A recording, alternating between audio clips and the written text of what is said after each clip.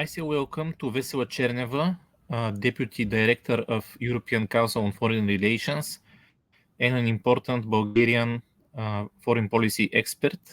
We continue our periodic meetings with her and discussions on changes in the region and also within Bulgaria. Today we are going to focus on the region which is comprised of Central and Southeastern Europe. And starting with this idea, Politico has been writing for a number of months or even a longer period that there is something called eastward shift in the center of power inside the EU. There is a general feeling that Germany and France are now weakened after the EU elections in political terms, both internally with the problems of their governments, and also they quarrel with one another. At the same time, Poland is often given as an example of doing the right things, meaning militarization, for example, and also affirming economically and in other ways as some kind of a leader of the eastern part of the EU. And negotiations with Ukraine and Moldova for accession to the EU also started. So these are all various arguments for the discourse that there is some move to the east of the center of power inside the EU. But do you think this is a real process or real fact, or is it more media theory? I can give you immediately a couple more examples. For instance, the fact that the High Representative for Foreign Policy is Estonian, the fact that the new Defense Commissioner, Mr. Kubilius, is a Lithuanian, and the Enlargement Commissioner is a Slovenian, Ms. Marta Kos. This is all testimony to the and I shouldn't forget, of course, that Mr. Piotr Serafin is most probably going to be the first Polish budget commissioner in the eve of the negotiations for the next multi-annual financial framework. So this is this really testifies for a growing, I think, influence of Central and Eastern Europe, especially in terms of the European defense policy, which is probably the biggest new area that Europe is adding to its integrational project. This is due to the fact that all those Eastern European nations and politicians have been warning for a long time now that Russia is not going to stop after Georgia in 2008 and after Ukraine in 2014. Their warnings had been neglected in the past. They had been even ridiculed by others in the EU. And now there is this feeling that Central and Eastern Europe has kind of the right to play a bigger role in European foreign and security policy. So I would say this is there is a lot of truth to that theory. On the other hand, we cannot regard the region as a coherent group, because we saw what the Orban policies vis-a-vis Russia and basically defending the Russian interest within the EU has done to the Visegrad group. It basically destroyed the Visegrad Four, and Hungary, but also Slovakia, have become difficult interlocutors um, for the rest of Europe, but especially for the neighbors. The Hungarian-Polish relationship is really in a very low point right now, and so we see a lot of Polish-Baltic cooperation, but also cooperation also with the Scandinavian countries on things related to defense and security.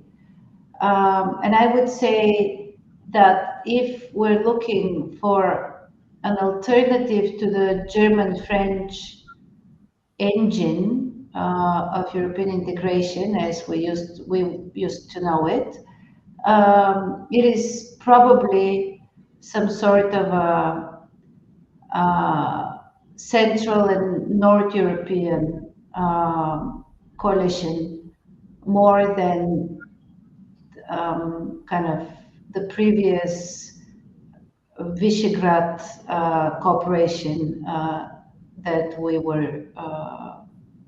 were seeing in the previous decade. Okay, you mentioned that war in Ukraine is accelerating this process of, let's call it, eastward shift in some way in the power in the EU. How should Bulgaria and Romania, as a little bit more specific countries in the region too, react to this tendency, and what could be the content of any greater cooperation with these, let's call them a little bit more peripheral countries in a comparison to the core countries, Germany and France? I think that we cannot put Bulgaria and Romania in one sentence here, because for Romania, the strategic imperative to defend itself against Russia has been very consistent and very clear from the beginning of the war, but also before that. And now Romania is going to be the home of a large international brigade, military brigade for a long time. It's not kind of a one-off exercise, and I think in general Romania's posturing also in defense terms, but also its positioning within the EU has been really very stable and very reliable, in the sense that Romania is the second largest country in our region after Poland, has also been gaining importance while the PiS government was in power in Poland, and was creating also problems within the EU.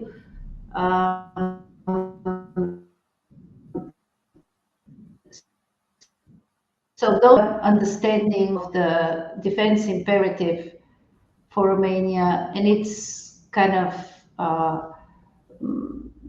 growing importance within the EU, I think make it a very different player compared to Bulgaria. Bulgaria had, I think, very kind of clear position on Russia,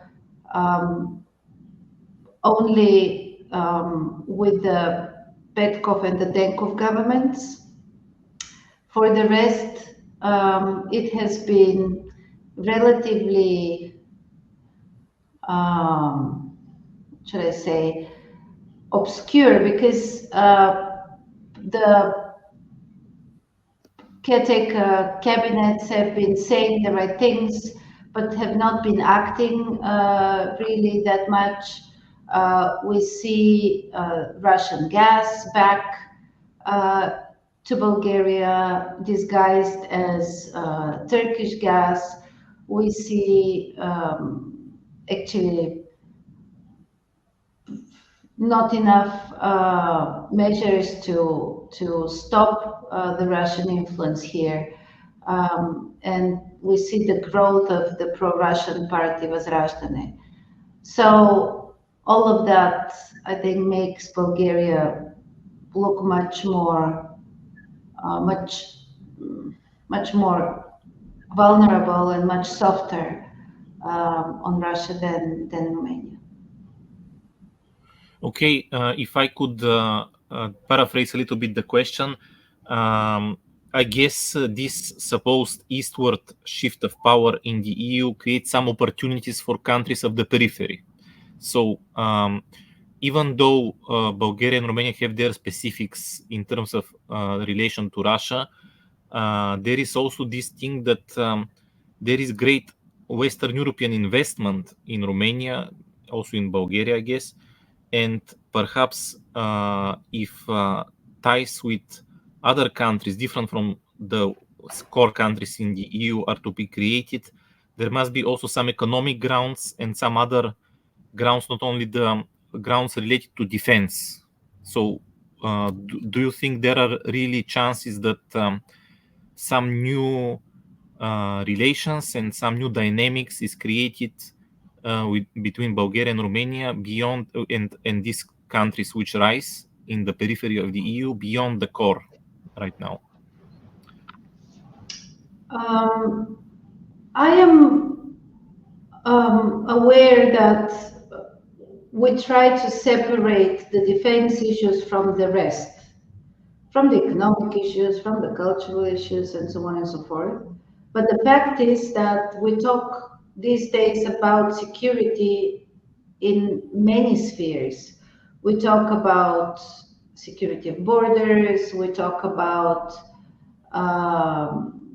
energy security, economic security, about food security,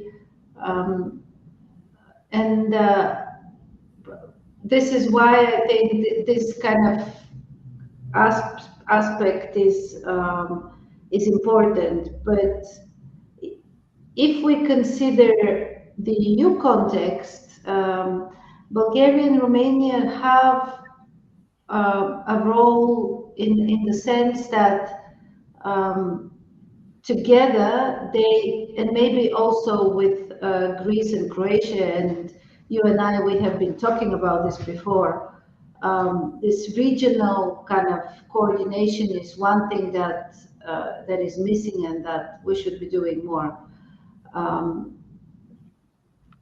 So I would say this role of connecting the Western Balkans with the Black Sea region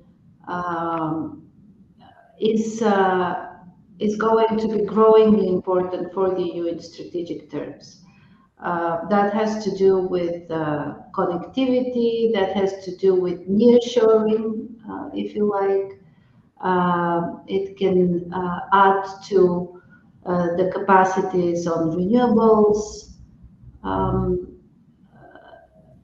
And I mean, you of course have also the military mobility aspect and so on and so forth. But that brings us back to the defense and security aspect. Okay, following the start of the war in Ukraine and all the processes that unfolded, we see that there is somehow push for greater infrastructural connectivity, as you said, and also greater cooperation in defense and security spheres. I'm just curious, is this aspect, the security and defense, the only aspect that could put our region together, or should there be some other domains where also some change agents can be found? I mean, people who are not obligatory associated with defense, but also can have some agency of their own. And what could be these domains where push for greater regional integration takes place? But I think this is what I just mentioned. It's mainly about infrastructure connectivity, but also about energy security and energy independence from Russia. Uh, and and this whole debate on from the Draghi report, the debate about competitiveness via lowering energy prices in Europe, it has a lot to do with the European South. In that respect, I think we could have quite a role to play, our region. And then I would say all the changing geography of industries in Europe, bringing them closer to renewables and to renewable energy sources. I think this is the future of European growth. Okay.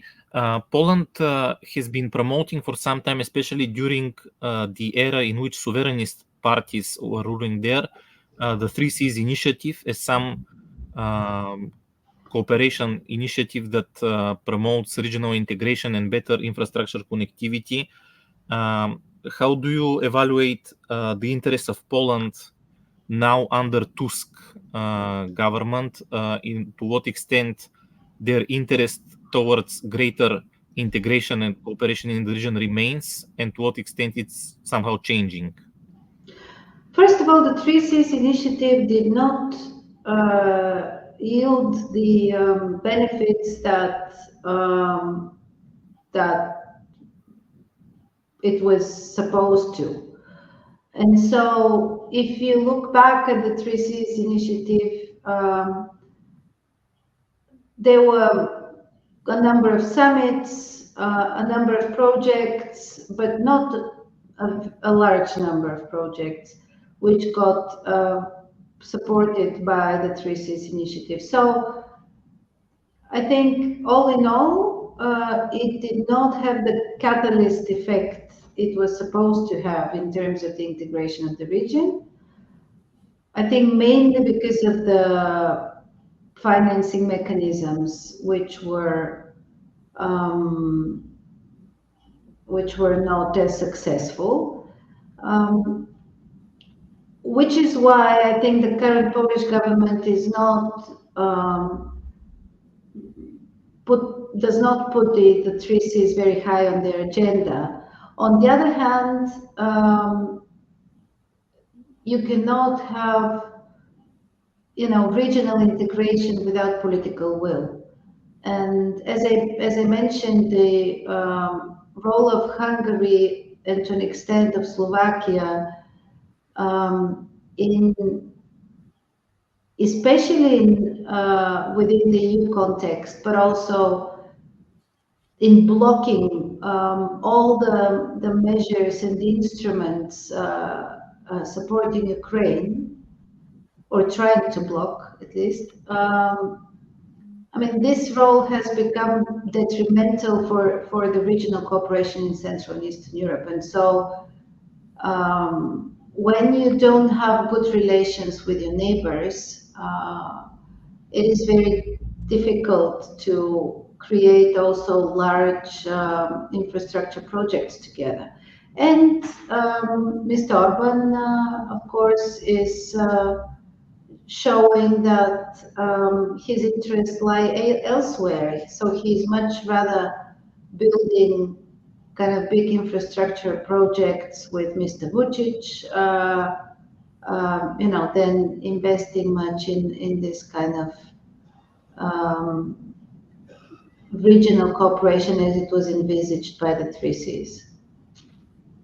Okay, you mentioned Ukraine, and Ukraine and Moldova have been candidates for membership in the EU, but recently even Poland had some reserves and advanced some historical issues with Ukraine, which might somehow create obstacles to its integration in the EU.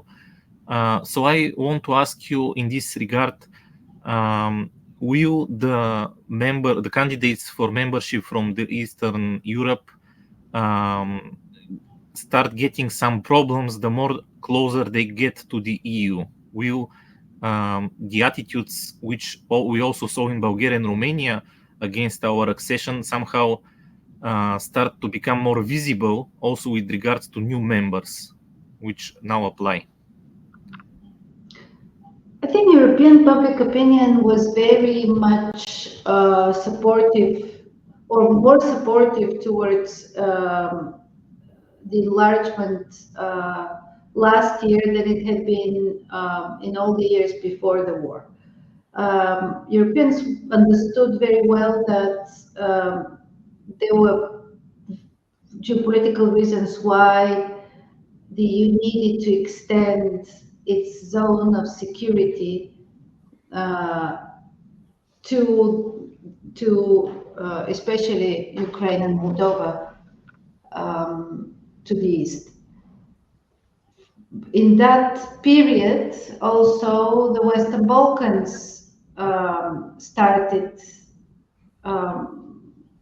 restarted their efforts. In my view, not energetically enough to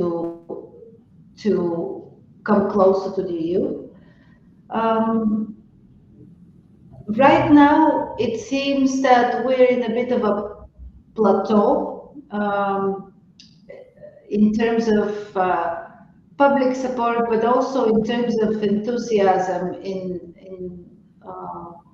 political elite. So if you look, for instance, at the Austrian Freedom Party, which won the elections in Austria, it is not at all, a friend of enlargement.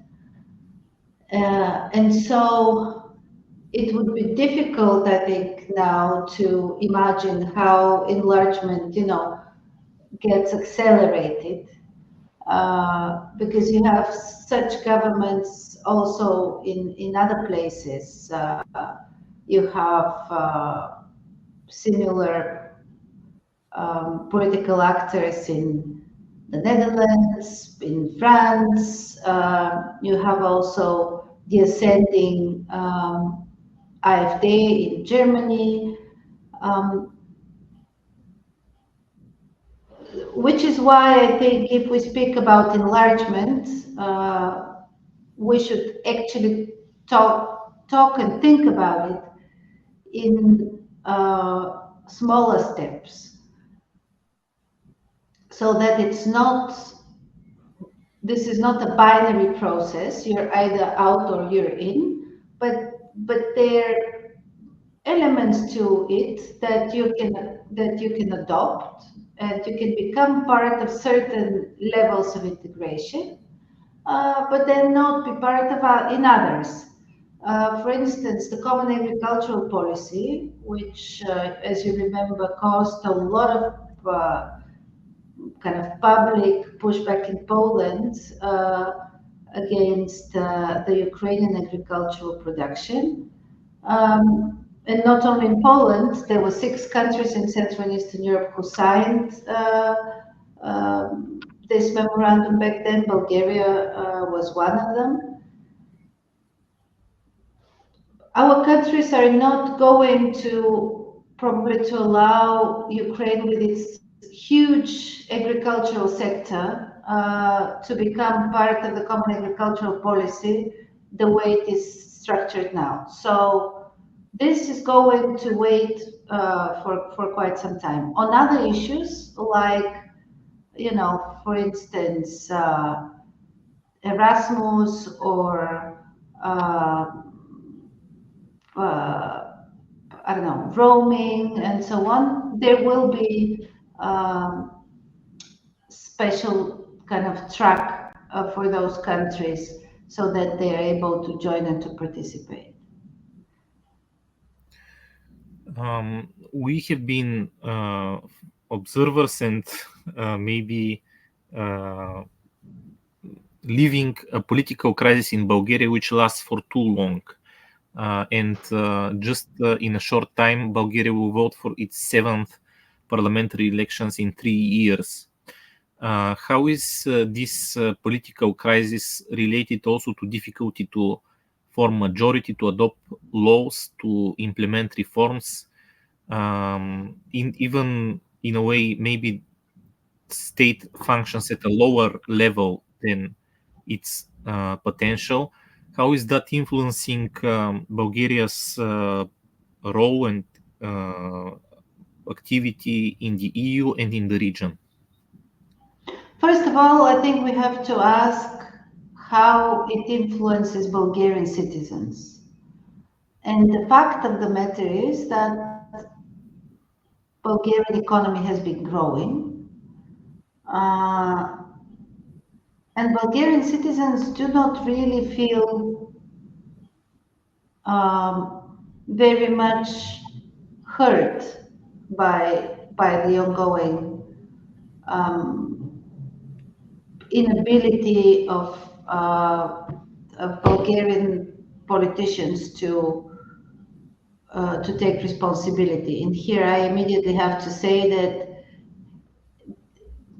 that I'm talking about part of the of the Bulgarian political parties, because there has been a clear winner gap for the last 3 elections, and they have constantly denied the responsibility to form a government. So in a way, I mean, I feel we have to attribute,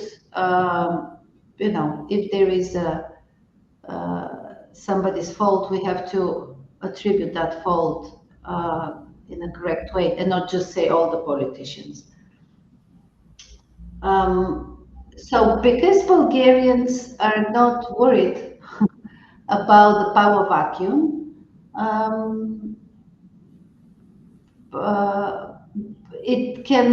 the price for it continuing is actually not high, the political price.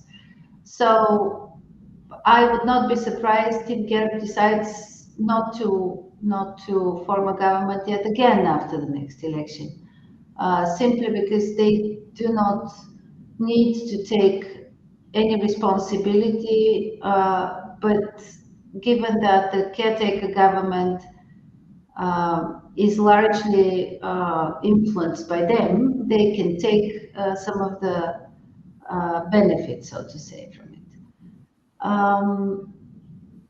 In terms of Europe, Bulgaria looks like a place which does not want to govern itself, a country that is giving up its own kind of statehood, or at least its own ambition to produce a political process which is kind of constructive. For the region, I think our neighbors think that this is not that much of a change, given that the last 3 Borisov governments, which were the last governments that kind of fulfilled almost full mandate, with 1 or 2 exceptions, were not very active in terms of foreign policy, in terms of regional policy. So, I mean, with the exception of the Macedonian veto, which the last Borisov government imposed, there is very little that one can say about Bulgaria's role in the region. So I would say for Europe, this is, if we talk about,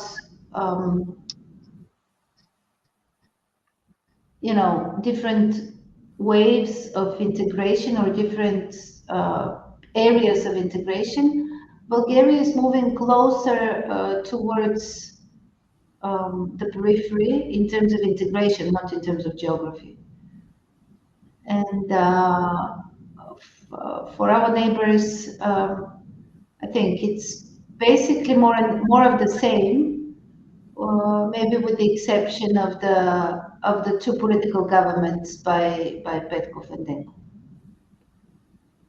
You mentioned that Borisov government imposed some blockade on North Macedonia. You were involved in the overcoming of this blockade, and that happened thanks to the so-called French proposal for the resolution of the situation at that time. Now there is another proposal by Viktor Orban to be some kind of mediator between Bulgaria and North Macedonia. Do you expect that after relying on France for some kind of support, Bulgaria could switch to Hungary for some kind of support also in relations with North Macedonia? I am not aware of the substance of a proposal by Hungary. The only thing I have read in the media is that Mr. Orban wants to be in a picture together with a Bulgarian and a Macedonian leader.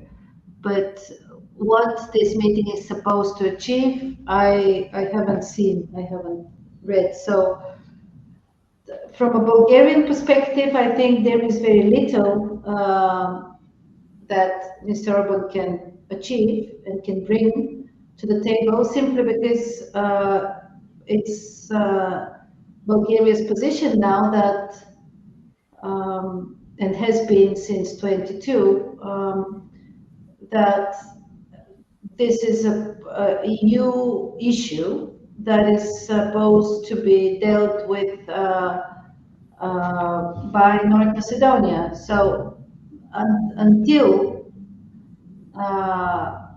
the parliament in Skopje passes the changes in the constitution, there will be little progress. And I do not believe that any Bulgarian leader is going to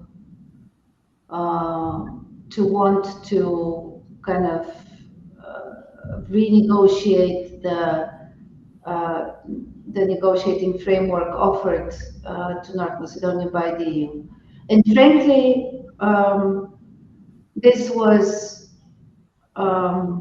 about much more about minority rights than anything else. And this is the progress on those rights is trackable, and as long as there is no significant progress, I don't think anybody's mediation is going to be useful there. Okay, and finally, I have again a question on Bulgaria. You probably follow our media.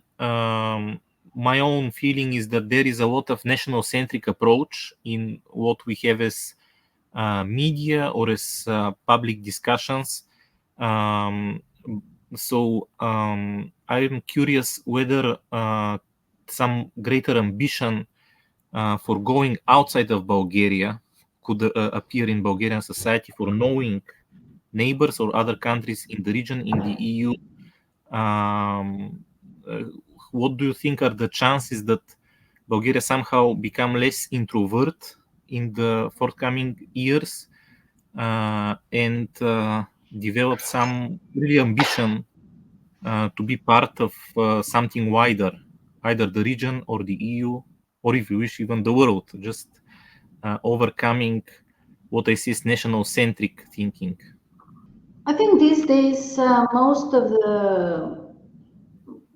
the debates in Europe are national-centric, and this is probably only natural if people are worried, if their politicians use those fears for political gains, and I think this is broadly also the issue here. You also have, of course, a tradition of um, focusing on the inside, simply because a lot of the people who were in power, they, they're not interested in the rest of the world. Some of them don't even, speak foreign languages. And so when you have this level of mediocrity in your leadership, then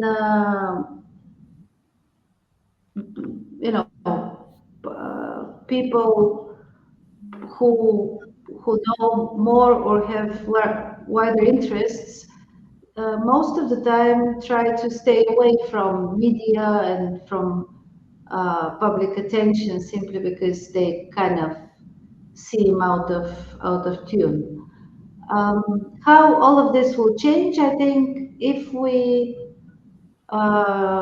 start electing, first of all, people who know what options there are for Bulgaria in the regional and the European context. That is going to be very helpful for the development of our economy, of our culture, of our education, and so on. But also, we have quite a number of painful reforms to do. And I think most probably we will need help to make those reforms possible. We now see, for instance, that in the Recovery and Resilience Pact, there is this condition for Bulgaria to reform its anti-corruption commission and the General Prosecutor's institution. These are concrete reforms for which the EU is basically creating an incentive for us, an incentive in the form of 6 billion euro. This is quite a lot of money. So I think that inevitably Bulgaria will kind of have to move towards reforms and towards more kind of European focus and debates.